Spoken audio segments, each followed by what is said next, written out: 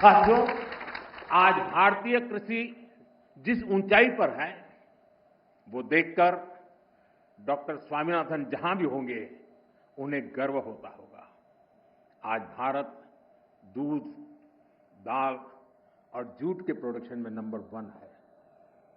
आज भारत चावल, गेहूं, कपास, फल और सब्जी के उत्पादन में नंबर 2 पर है। आज भारत दुनिया का दूसरा सबसे बड़ा फिश प्रोड्यूसर भी है। पिछले साल भारत ने अब तक का सबसे ज्यादा फूड ग्रेन प्रोडक्शन किया है। ऑयल सीड्स में भी हम रिकॉर्ड बना रहे हैं। सोयाबीन, सरसों, मूंगफली सभी का उत्पादन रिकॉर्ड स्तर पर बढ़ा है। साथियों, हमारे लिए अपने किसानों का हित सर्वोच्च प्राथमिकता है। भारत अपने किसानों के, पशुपालकों के और मछुआरे भाई बहनों के हितों के साथ कभी भी समझौता नहीं करेगा।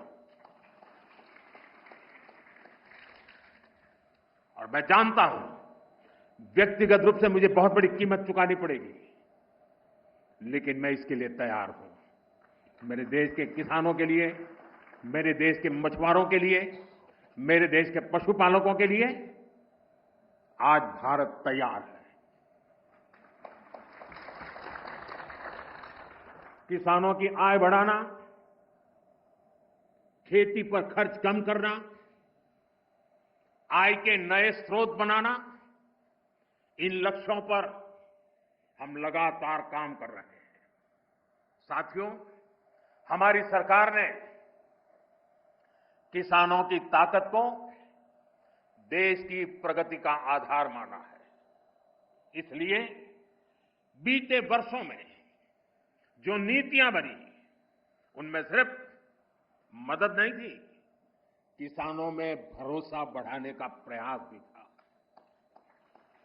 पीएम किसान सम्मान निधि से मिलने वाली सीधी सहायता ने छोटे किसानों को आत्मबल दिया है। पीएम फसल बीमा योजना ने किसानों को जोखिम से सुरक्षा दी है। सिंचाई से जुड़ी समस्याओं को पीएम कृषि सिंचाई योजना के माध्यम से दूर किया गया है।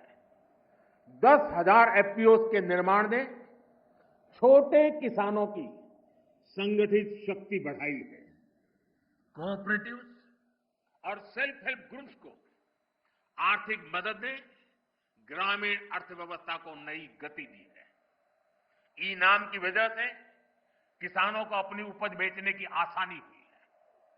पीएम किसान संपदा योजना ने नई फूड प्रोसेसिंग यूनिट्स, भंडारण के अभियान को भी गति दी है।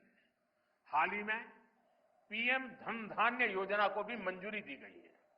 इसके तहत उन 100 डिस्ट्रिक्ट को चुना गया है जहां खेती पिछड़ी रही। यहां सुविधाएं पहुंचाकर, किसानों को आर्थिक मदद देकर खेती में नया भरोसा पैदा किया जा रहा है।